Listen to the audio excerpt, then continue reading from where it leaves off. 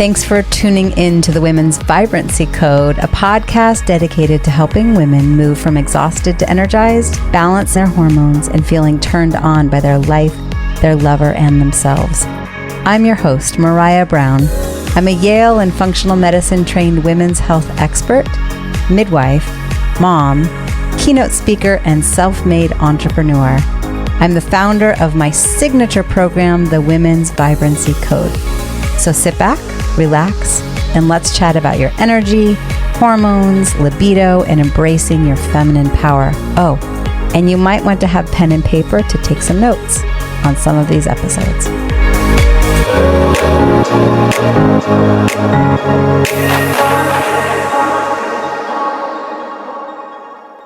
Welcome to the Women's Vibrancy Code podcast, where I'm committed to bringing you the tools, insights, and experts to help you thrive in your body, your energy, and your life. I'm Maraya Brown. Since January of 2022, I've released weekly episodes filled with powerful conversations and expert insights. I can't wait to continue this journey with you. And as we head towards 2025, it feels like the perfect time to revisit some of the most impactful, top listened to episodes from the past 2 years. From guest experts like Alison Armstrong, diving deep into relationships and core values, to Dr. Vincent Pedre sharing cutting edge wisdom on gut health. These episodes are packed with the gold you've been asking for. We've covered everything from menstrual rhythms and hormonal balance to unpacking the big questions around passion, connection, and libido. And trust me, you don't want to miss the episode on DHEA, your brain on the pill. This podcast is for the visionary woman who's ready to feel spectacular, take full ownership of her health, and boldly reject the status quo. If you're tired of quick fixes and Band-Aid solutions, you're in the right place. So enjoy these powerful episodes as we wrap up 2024 and get ready for even more in 2025. Thank you for being here, and let's keep thriving together. I have with me today Alison Armstrong, which for me, I feel starstruck. Honestly, truly, Alison, you have changed my life. You changed my marriage around, and I'm so grateful for the work that you do. Let me make sure I share this into the group so that everyone in the group can also watch it. And then let's get the show on the road. I can't wait for you to read Alison's bio, or I will read it to you.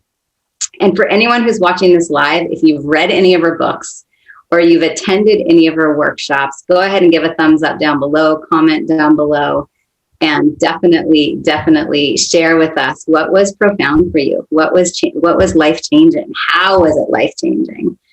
Okay, sharing to the group. And then let's get moving and grooving. Okay, so let me tell you a little bit about Alison, and her bio is up above, but Alison's exploration of human behavior began in 1991 with her decision to study men to find out how I was bringing out the worst in them, she says, and hopefully how to bring out the best. Her success in understanding men naturally led to studying women's behavior and making vital connections between the two. Armstrong distinguishes human instincts that compel both men and women to behave in ways that contradict and undermine our own purposes, goals, values, needs, and relationships. She offers partnership-based alternatives, giving millions of people access to more fulfilling lives, loving relationships, stronger families, and productive organizations. Armstrong is a sought-after speaker and thought leader amongst people with the desire to live empowered lives. Alison's philosophy and approach is frequently referenced and taught by other authors, speakers, business consultants, and therapists. And like I said, I reached out thinking maybe, just maybe, I would have the opportunity to interview her. And here she is. I have a list of all the books that I could find down below. And if you end up really wanting to do a deep dive, you can go to AlisonArmstrong.com. And she says the best place to start is click on the Get Started, Understanding Men and Women. And if in that, if it says referred by, just put in BTRT. So Alison, thank you so much for your time. You're welcome. I'm glad to be here. Yeah. So I'm wondering, let's just start out, because at least Beyond the Red Tent is a group that is just for women and those who identify as women. And a lot of your work, I think of, is kind of like the kind of more binary relationship between men and women better understanding ourselves. So I'm wondering if you have any thoughts around how we can best understand ourselves and be supportive in community when we're surrounded by other women. Oh boy, there's a lot of ways I can answer that question. Can I be global and then bring it down to just something practical? Absolutely. Okay, so yes, I started out very much understanding men for the purposes of heterosexual romantic relationships. Then immediately gay men wanted to be in our workshops. and then studying men led to studying women, right? And because what men were saying about women was mystifying to me. It's as if we were talking about two different people. And that had me go into investigating women and how to translate women into the man world, right? So all these things I was working on. But what it came down to, the more that I sought to empower women, was really discovering how much we're compelled by instinct, and which literally means when we perceive a threat or an opportunity, we have a biological response, and it impels our action. We're trying to kill it, we're trying to escape it, we're trying to stay really still and maybe it'll pass us by. So we have fight, flight, and freeze responses to the perception of a threat or an opportunity. And most people think an opportunity would cause a different response, but it doesn't, because from the point of view of survival, an opportunity quickly becomes a threat, right? We might not be sufficient to it. We might not be good enough. We might fail in the process. We might waste resources and then die, right? So all these things having to do with survival. And unfortunately,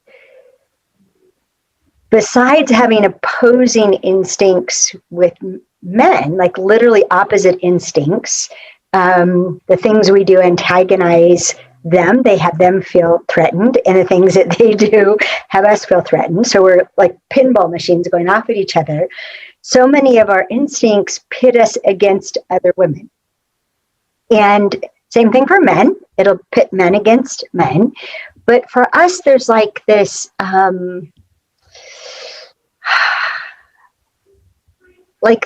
this switch that happens, right? So there's a desire to bond and be close and be connected and share and do things together and be together. And we survive like a herd. We're very much we actually are a herd. We're like a herd of mares, and we act a lot. I was telling you about feeding my horses, right? So I've been using horses to study human behavior, and we behave a lot like a herd of mares. So all the concerned with status, all the who's going to get the other person to move, to do what they want, to do what they say. So there's a lot of control and domination and status, and there's even this phenomenon of the women are the ones who vote on whether or not another woman is good enough for a man in their life. Good enough for their son, good enough for their ex-husband, good enough for their brother, good enough for their father, good enough for their best guy friend. There's this this judgment, this huge judgment by women about other women and their right to date and mate and pair with the men in their life.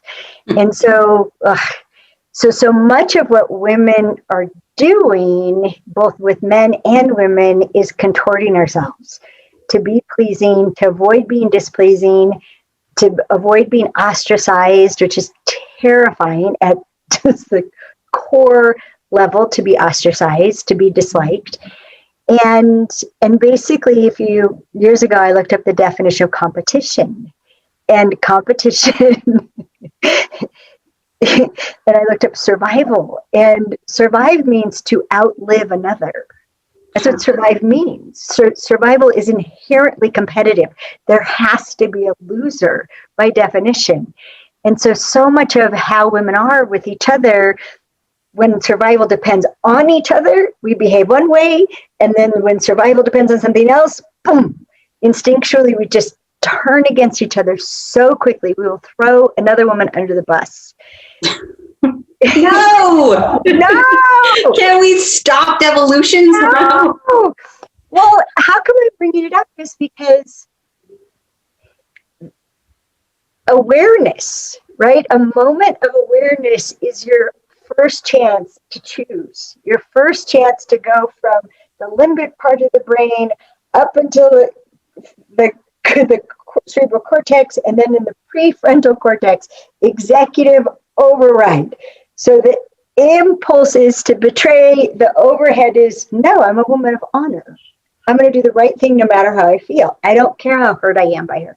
I don't care how pissed off I am by her. I don't care how threatened I am by her. I'm going to do what's right. Mm-hmm. And we can do that, but oh my gosh, if we're not even aware of the limbic impulse, we have no chance of overriding it. And if we're trying to pretend we don't have them, we can't override them. If we think we're bigger and better and more transformed than that, we can't override them. If we're ashamed for the limbic impulses, we can't override them. Like we actually have to, well, a dear friend of mine, Dr. Pete Farmer, he would say, until we embrace our ordinary, until we literally embrace being human, we're not going to be able to transcend it. Mm-hmm. We're not going to be able to have honor, to be honorable, to do the right thing no matter how we feel, to do the right thing no matter how we think, no matter how afraid we are, to still do the right thing. Yeah. And that's so much of what my work is about. And it began with men. It began with being afraid of men, which causes us to emasculate them, to try to disempower them because we're afraid of their power, we're afraid of their strength, right? Mm. But it even includes, we disempower women, we disempower ourselves, all the ways that we emasculate men, we emasculate ourselves and each other. Mm-hmm. What also makes me think, oh, sorry, go ahead.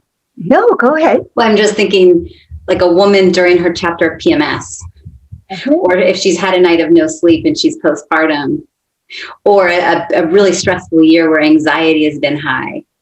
I imagine in all of those scenarios, the override must become even more difficult, and the acknowledgement of embracing our ordinary. I mean, wouldn't it be great if we could all just walk around with like, I'm the week before my menstrual cycle right now. We're interacting differently with those around us. I mean, I'm imagining it probably changes just based on where we are in our cycle and where we are in our lives. Oh, yeah. I mean, Luann Brizendine has done brilliant work on this, and even showing that the role of our hormones in our ability to handle criticism, and that at certain stages in our cycle, we have no protection against criticism. And at other stages, we do have protection. I mean, it's at the cellular level being protected by hormones. And so, in that period, right before our period, we have no shielding. And so, like the slightest, like sneer or slight or tone can just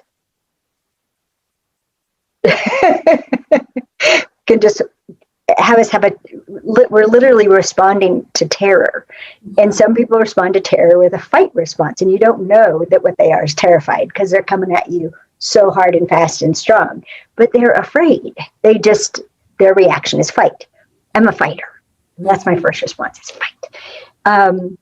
But if we can be aware of this, like when I became aware that I'm fight, freeze, flight, when I feel my engine revving to fight, I'm like, oh, wait.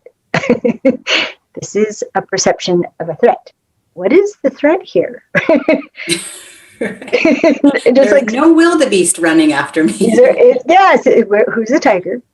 Where's the tiger? Who's the tiger? And so that's what I mean by starting global, right? So if we can just understand, we have human instincts, just like your dog has instincts, your cat has instincts, birds, wolves, instincts rule the planet. Trees respond instinctually, right? Pine trees drop their needles to poison the ground beneath them so nothing can grow there and compete for the nutrients, right? Plants are vicious. Those darn plants. Exactly. Okay. Let's talk a little bit about incorporate men too. So I'm thinking this whole idea of, like, I love what you said about women saying that hurt my feelings versus men saying I feel crushed. And for those of us that are in relationships, I mean, we're all in relationships with men in some way, whether we're working with them or we have sons or we have male husbands or partners, whatever. Can you help us understand this difference and how do we not feel so darn frustrated with the men in our lives when we're like, you were late and I feel disrespected and disregarded and you hurt my feelings. It's my story. You're late again. You don't respect me. Yes. Oh boy, you just wanted a small topic. I see. Well, and I have a lot of questions, so I'm just rolling with it. Just a little one. Just the monster. Okay. We got to back it up a little bit, right? So most women are certain, so certain that we don't even examine it, we don't even talk about it. It's just true. That if a man feels the right way about you, he will treat you the right way. So we interpret everything they do as a reflection of how they feel about us. So if they do something that we would never do to someone we loved, they don't love us. That we would never do to someone we respected, they don't respect us. We never do to someone we cared about, they don't care about us. So we're certain that their feelings drive their actions, and if we can make them feel right, they'll act right. Which is what has us do a whole array of things, from trying to change ourselves to be what will make them feel right, to trying to get them to go to therapy so they can straighten out their messed up feelings. Right? Yeah. To trying to find out from Alison Armstrong, how do I say this so that it gets him to do that, right? So we think if we just have the right words to say, then he'll feel the right way and he'll do the right thing. We have it messed up from the very beginning. So much of what men do has nothing to do with how they feel about a woman. Nothing to do with how they feel about him. And you know this from, perhaps reading the Queen's Code or Keys of the Kingdom or listening to The Amazing Development of Men, or, we have all kinds of things on audio, which are normally treated as books, but I've only actually published 3 books. And so there are so many things that a man does because his instincts compel him to do that. And he considers himself to be honorable when he does the right thing, no matter how he feels, including does the right thing no matter how much he loves her. Right? So if the right thing to do is to stay at work and get that report done that his boss just sprung on him and the whole team is depending upon it, including his raise and his promotion and his ability to provide for his family, and his wife is going to be so upset that he's missing their anniversary dinner, he can't cave to her being upset, and he can't cave to how much he cares about her. He has to do the right thing. Yeah. So it isn't if he felt right about her, he would have acted differently. He does feel right about her, and he's tortured by this is the right way to act. And it's not the right decision. From a woman's perspective. Well, sometimes we're missing the bigger picture. Right? If you loved me, you would have blown all those people off and all those things off. And you would have taken your chances just so my feelings wouldn't be hurt. Right. He's going to be looking from protecting, right? If you look at instincts in order, procreate, then protect, then provide. So you create something, then you protect something, you protect that thing, and then you ultimately you can provide it. So you create a family, your job is to protect that family and provide for that family. So how do you protect and provide for your family? You do whatever your job takes. Right. You do whatever it takes to keep a roof over their head. Even if your wife is just pissed at you for working so hard and so late. Right. That's still the right thing to do. And you wish she wasn't mad, but there's nothing you can do about it, it seems. And they wonder why we take so many things personally that aren't, or they wonder why we don't see them doing that and appreciate it. Honey, thank you. I know you wanted to be with me. I know you wanted to celebrate our anniversary. Thank you for doing what you needed to do to keep this roof over our head and keep our children in ice skating lessons and summer camp.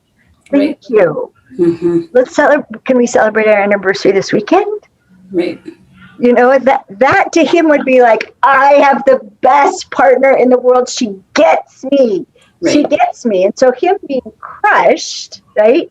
He's crushed. And they usually don't say I feel crushed. They usually say I am crushed or I was crushed. So he gets crushed by her interpretation, which is so far from the truth, that is what caused her to have hurt feelings. So you have a double whammy on it. Right. It's like, it reminds me when you were talking about, a woman going out to gather and maybe she sees a blueberry bush and she's going to check back behind and underneath, like what's ripe right now. And your example of if you want to hide something for a man in the pantry, just put it back behind and he won't see it. But it's like, well, can I just make him see it? No, you can't make him see it. You can't make him see it. Their instinct is there's a deer, shoot it. So they open the pantry, there's a can of beans, eat it. Or they open up the pantry and the whole row is something they don't like. There's nothing in the pantry to eat. I'll go on for dinner. I'll order in, right? It's so fascinating.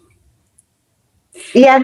The hunting mind versus the gathering mind, and then you have a woman in hunting mode, and the whole thing blows up. Well, and there's a lot of people saying they're non-binary, and I don't associate with male or female, and I really associate with being a woman, and I can see there's plenty of times where I'm very masculine too. Do you have any thoughts around that conversation? Well, I can go either way. So the Modern Understanding Women course, which is on our website, it's not the recording, it's on Audible. That's from 2008. So the Modern Understanding Women, we present women with this ability to shift from hunting mode to gathering mode, often involuntarily, and it completely alters our perception, how we process information, how we relate to speaking and listening and feelings. This is why men call us a moving target, because something they learn works with us only works part of the time. And so Understanding Women is a lot about having us understand what causes us to be committed and focused and screening out everything that doesn't have to do with productivity, and we're not nice, right? Unless we think that makes us more productive, versus when we're very open and connected and overwhelmed by the amount of information we receive. And what switches us, and how to empower ourselves, and how to honor ourselves, like not let ourselves be criticized for something that just has to do with being female, which includes this ability to switch very quickly. So if you look at it as a spectrum, right? So women can look at how much time do they spend in a open to options and alternatives and possibilities and very connective state of mind, what we call gathering mode, versus how much time they spend in hunting mode, committed, right? Committed, focused, getting things done. Productivity is what has them feel safe. On the gathering, and connectivity makes them feel safe. And then there's kind of a hell in between where we where we're committed to something but not enough committed to be focused. Mm-hmm. So we don't have the peace of being focused, and we don't have the peace of being uncommitted. Uncommitted is a wonderful way to be. Just hanging out, puttering around, doing whatever we feel like. It's lovely, right? Focused is also an awesome way to be. Just the world goes quiet, and all that exists is that thing that you're up to, and we can tap into how most men are. They're very much at peace when they're focused, when they're getting things done. So doing one of the others is awesome. Spending time in between in both, that's a kind of hell. Spending, like, how much of your life do you want to spend? How much of your weekend do you want to spend getting things done versus how much of your weekend do you want to spend just open to whatever could happen? Once we know they're two completely different states of mind that affect everything, we can start to schedule. Okay, this is what I want to be focused on, and then I don't want anything else in my schedule whenever I feel like. Mm-hmm. And we can also do this thing that's really amazing. This is one of the best tricks. Have a goal, right? Have a goal you're committed to, you're focused on. It's something you want to accomplish. Think about, okay, how long will it take to get that done? 2 years. It'll take me 2 years to get that done. Okay. I'm going to plan to take 5 years. Okay. I'm curious. Well, now you have a goal and you can putter getting it done. You have all the time in the world. You have 5 years to get something done that you think will only take 2 years. So instead of doing everything as soon as you can, you space it out because you want more free time to hang out, to play, to be open. So there's actually a chapter. It's one of the sessions in Understanding Women called It's All About Time. Yeah. So however much time we think we have determines our mode. If someone says we're leaving in 10 minutes, boom, we think a completely different way. Honey, when are you going to be ready to go to the party? Oh, I don't know, an hour? And he or she is like, okay, let's give her 2 hours. And then she's like, we're doing these earrings and these earrings. And she gets to just be about beauty and play and anticipation instead of, where's that? Where is it? I got to put it on. Right. When there's scarcity of time, it changes. Yeah, it's all about time. I'm doing a free webinar starting Thursday night, 3 sessions called Hope versus Hopeless. Time has everything to do with us feeling hopeful or hopeless. When we don't leave ourselves enough time, we become hopeless. You give yourself plenty of time for something. You're very hopeful. You're very upbeat. Right. Yes, which not feeling pressured. Yes. And so you mentioned Understanding Women a few times. So once again, you can just go to AlisonArmstrong.com, click on Get Started, finding Understanding Women, and then say you were referred by Beyond the Red Tent and go find that. I want to talk a little bit about sex. Talk about sex. So I love your whole thing. You have plenty of time. It's more fun when you have plenty of time. Right. And sometimes it's fun when you don't have plenty of time too. Okay. This whole that thing can be fun too. Very focused. So, kind of like 2 questions. First is your concepts around sex in the context of providing versus wanting, I find really fascinating. And can you touch on that and add in, what about the women that are postmenopausal and having vaginal dryness and vaginal pain? What about the women that are postpartum and feeling overtouched? And are there caveats to that chapter in a woman's life? So it's kind of a 2-part question. Interesting. I never heard it said that way. Postpartum and they're overtouched.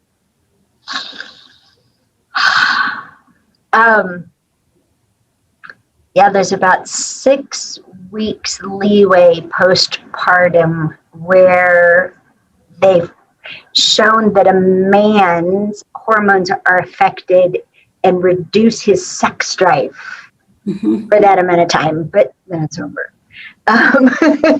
So postpartum lasts longer. Not so fun. Well, I would say, first of all, any sense that a woman has of being taken from involuntarily, not good. So whatever we can do about that. And one of the things we talk about in Understanding Women is the importance of oxytocin, and that our lifestyles used to support the building of oxytocin, but they hardly do anymore. First of all, if we're in get her done mode, we're just producing clean dishes and cookies and a clean house or a painting, right? Or if we're, instead of in gathering mode, where we slow down and we're contemplative and we notice details and we enjoy beauty, that's how we build oxytocin. And oxytocin, if you don't have enough oxytocin, a woman will dread sex. Like, just dread it. Oxytocin is that sounds like fun hormone. Oxytocin is also the hormone that gives us the ability to have orgasms. And we spend a boatload of oxytocin when we have orgasms. And so we actually have to plan on rebuilding. We have to plan on getting it back, or we'll get depressed. So it's something I spend a lot of time on in the Understanding Women course for men and women, because men can support women in building oxytocin. And like, honey, you cook. Do you want me to do the dishes, or do you want to save them till morning? Because slowly hand washing dishes rebuilds oxytocin. A good thing to do if he now wants to make love to her. How about we just leave this and I'll do them in the morning, or you can do them in the morning? Your choice. Yeah, it's really important to get supported. And so to finish the thing about binary, because it wasn't really done for me, it's such a spectrum, and what I am all about is choice. To get to choose, where do you want to be? And when I started studying men, I spent 95% of my time in hunting mode. 95% of my time being masculine, if you will. And, you know, whether people believe in reincarnation or not, I have spent so many lifetimes as a man. Man mode is so much more natural for me. I had to learn how to be a girl, right? I had to learn how to slow down. I had to learn how to all this stuff, right? So, okay, so back to sexuality. I am, since I'm all about choice, and since our lifestyles tend to not build hormones or support hormones or keep us from spending them like crazy, like after menopause, even before menopause, half of our testosterone comes from the ovum. And the ovum are disappearing at a phenomenal rate from birth and even before birth. And so that energy, drive, ambition, go, go, go, and sex drive has everything to do with testosterone. And by the time we're menopausal, it's gone. The ovum are gone, and all we're left is the half of our testosterone that's produced by the adrenal glands. But there's a problem. My doctor taught me about this. It's called the Progillian steal. And this is where attitude has everything to do with our sense of well-being. There's a gland attached to the adrenal gland that, if our perception of what's happening in our lives is that it's a threat, right? If we're stressed about it, then the Progillian gland, instead of the adrenal gland producing testosterone, the Progillian gland takes over and produces cortisol instead of testosterone. So instead of ambition, we have hunger and exhaustion and apple bellies. But we actually have a choice. If we notice the tension in our bodies that tells us we're perceiving a threat, we can override. We can, wait a second, what's a threat? I don't have enough time. Oh, I'll just call them and tell them I'm going to be late.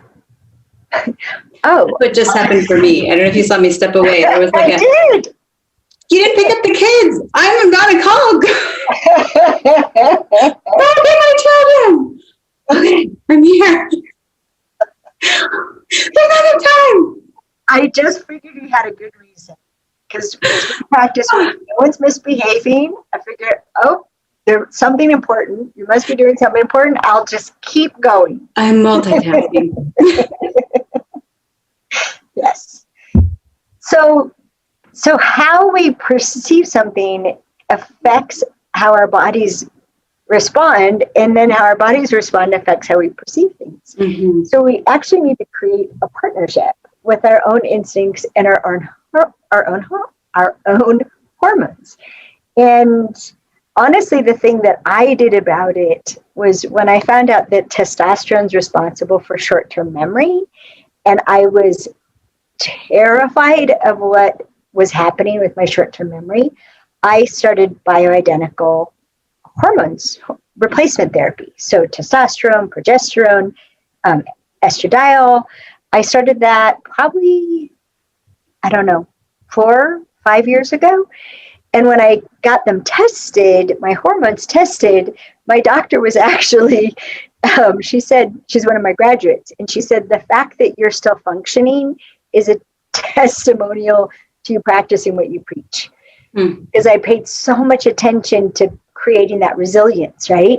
But my hormones were crud, like 29 total testosterone.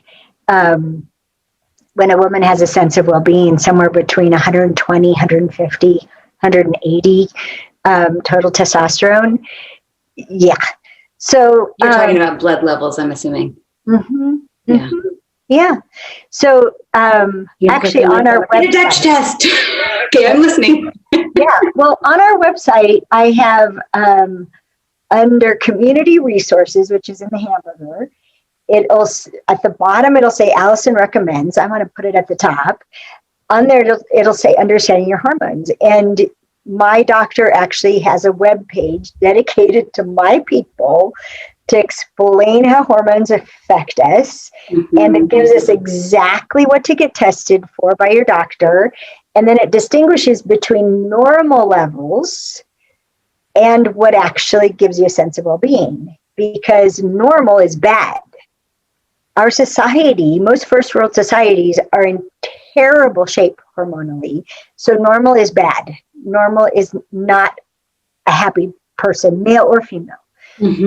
So another thing I just would say about it is that our hormones are dramatically affected by the loss of the ovum by the time we're in our early 30s. So it's not unusual for a 35-year-old woman to benefit from help in the area of testosterone replacement. Or completely change your lifestyle so you build more of your own. Right. I'm thinking about an interview that I watched with John Gray, and and I think you and John Gray might have kind of different ideas, so that's kind of why I'm bringing it up. No, I mean, something is simple. He's the one who taught me about building and spending of testosterone, and then I went and looked into Oxytocin. Okay, so I love what he has to say about behaviors that men and women can do more of that will actually impact. So would you talk a little bit about behaviors that women could do more or less of that might actually impact increasing their testosterone levels if they maybe don't want to take exogenous bioidentical hormones? Rest. Rest is how you build testosterone. Rest is how men build testosterone. This is why the morning soldier at attention, because if we got a good night's sleep, he built testosterone and it shows up in his penis. So you want to talk about sex. So rest. before I ever knew anything about this, I called it sit on the golden eggs. Instead of every bit of energy that you have immediately spending it on something, just sit on it. Mm-hmm. Just have energy instead of spending energy. Mm-hmm. We're terrible at it because diffuse awareness has all these things in our environment calling us to jump up and do them. But sleeping more, finding out how much sleep you need and when. Are you familiar with Dr. Michael Bruce's work? Mm-mm. I am so much into anything that teaches us to understand ourselves better and honor ourselves more efficiently. And Bruce is spelled Breus, so Bruce like Zeus. Mm-hmm. And he has a set of distinctions called chronotypes, and they're tied to our DNA. So there's, I forget which one it is, in a particular chromosome, there's 4 different possibilities. And those 4 different possibilities literally determine the time of day that our hormones are naturally released. Yeah. So what causes us to be sleepy, what causes us to be awake, what causes us to be the most receptive and get the best benefit from sex, the best times for us to eat and to move our bodies. And it's fascinating work, and it changed my life.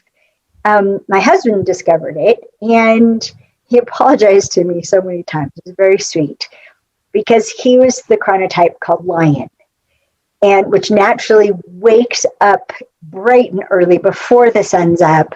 Get up, get at it, right? Get her done, knock it out. Often wakes up hungry, and by 8 o'clock is incapable of socializing. And any conversation after 8 o'clock went horribly. And it took like 20 years of marriage to just figure that out and just avoid it. Right. Mm-hmm. But then I read The Power of When, and it's called the powerofwhenquiz.com. If you go there, you can do a quiz and find out what you are. The powerofwhenquiz.com.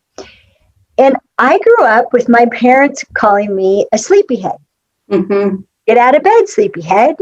And my mother would tease, Alison was born at 5:19 a.m. and that's the last time she got up that early. Right. Yeah. But Greg's melatonin would kick in at 8 p.m. and make him sleepy. Yeah. My melatonin kicks in at around 6:30 a.m. Yeah. I've thought actually a lot about this. I'm really excited to explore. Even as a midwife, I could do a 24-hour shift, sometimes a 48-hour shift.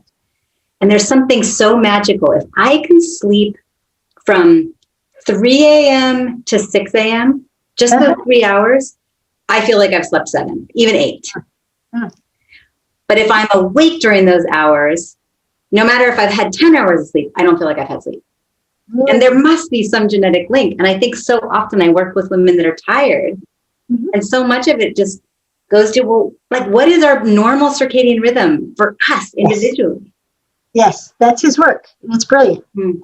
Cool. The other thing I would tell you, since we're talking about sex, someone else's work was brilliant. Consider all these people my partners in making the world a better place. Mm-hmm. My battery's telling me it wants to stop soon. What's a good thing that we're stopping soon? MissJaya.com. MissJaiya.com. And she's distinguished something called the erotic blueprints. Mm-hmm. And so much of what has women be cattywampus is we don't understand our own sexuality. And we don't understand our partner's sexuality, be they male or female. Mm-hmm. And she's identified 5 different erotic blueprints. And if you go to her website, you have to put in your email and then you take this quiz. And I found that it to be so annoying, because if you like 2 activities in one category, then you got to pick that category, even if there's things in the category you would never do. Right. So I'm very precise. To me, it was very sloppy. Okay. Go through the frustration. It still works. Okay. It still works. And I found out that in 26 years of marriage, 28 years together, right? I was imprinted by Greg's erotic blueprint. And that's how I thought men were. So when I went out into the world after he died and encountered men that were different, I was at a loss. Like, what's wrong with me that this man isn't responding to me? Greg would have blank, right? Right. Completely different erotic blueprint, completely different stimulus, completely different need, which I had no idea they could be that different.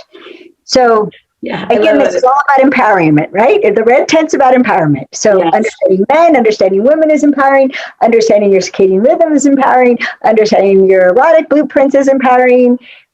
Yes. And, I've heard the woman's vagina as the Rubik's Cube. I mean, it's like, good luck, here you go. Figure it out, and everybody's different. And I mentioned men too. Just really quick, because I know we only have a couple minutes left. Sex in the context of providing versus wanting. Yes. Would you just touch a little bit on that? I mean, it was so profound for me. Yeah. We talk about it in the Queen's Code and in Celebrating Partnership. So fiction, nonfiction.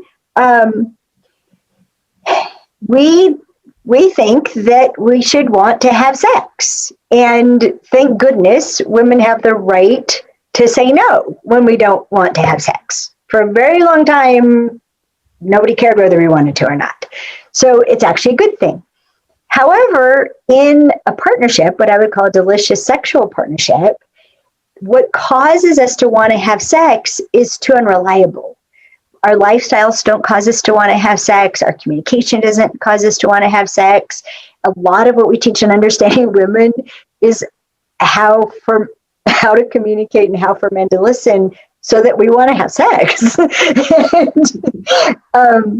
So there's so many things that add up to we don't want to have sex at the same time with the stars and the moon and the children asleep, right? And so we won't have enough sex to support ourselves individually, and we won't have enough sex to support the union, to keep rebonding the union. And so providing versus wanting is, instead of, limbic, do I want to, right? Prefrontal cortex, I am your sexual partner. I'm your sexual provider. So I'm a yes to having sex, except for during these hours. These are my pumpkin hours. I'm a yes to having sex. And so let's decide to have sex, and then let's do the things that cause me to want to. After I've committed, let's cause me to want to, instead of having wanting to accidentally cause me to commit. Of course we want to. It makes it that much more fun. Right. But first, commit. Okay, 3:00, be there, be square. Okay, now it's 3:00. What do we do? Well, I can think of several things that would have me jump started, that would have me go from 0 to 60. Would now be a good time to do something like that? So jump starts, pumpkin hours, desserts, all these distinctions we make in the Queen's Code and in Celebrating Partnership. It's beautiful. I love the perspective. Okay, I'm aware you need to go. I just want to say thank you again for your time. For those of you that are curious, I've got links for many of her books. Books of really online workshops turned into books, Audible, and then workshops. It sounds like there's many workshops, but a great place for women to start is Understanding Women. Yeah, men and women, we recommend starting at Understanding Women now. Mm-hmm. Yeah, honor yourself first, or all is lost. Mm-hmm. So the better you understand yourself, the better everybody will be. Yeah. Any last thoughts that feel incomplete before we finish this that you want to add? Just thanks. Thanks for making a safe space. And 11 years ago, I took on wrestling the alligator of competition between women, which destroys or prevents what I call the collaboration of queens. And once again, it's our attitude. There's enough. There's enough to go around. Men are incredibly generous and capable, and they will protect and provide for, as the way they would put it, anyone within reach. They will protect anyone within reach. And we just don't have to compete with each other for this stuff. And so the perception of scarcity is one of the things that destroys relationships between women. and men, and women and men. So with an abundance, a consciousness of abundance, we get to be extraordinary. Yeah. Well, I'm so grateful for the abundance that you offer to people around the globe. Women, men, people in relationships, people not in relationships, people just trying to better understand themselves and the other individual humans that they interact with on a daily basis, maybe even the horses that they interact with on a daily basis. I'm just grateful. So thank you so very much for your time. And I'm sure people might be commenting in the Facebook. Alison is not currently in the Beyond the Red Tent Facebook group. And so if you're asking her questions, probably just go to AlisonArmstrong.com and take that route would be my guess. Well, the thing is, if you're in the Understanding Men or Understanding Women courses, I answer questions 3 hours a month for the people in those courses. So we'll get to talk. I don't do it in writing. It's too difficult. There's never enough clarity, so I don't attempt it. But if you're engaged in the courses, you get to engage with me live. Very cool. It's my time to engage in a course. All right. Thanks again.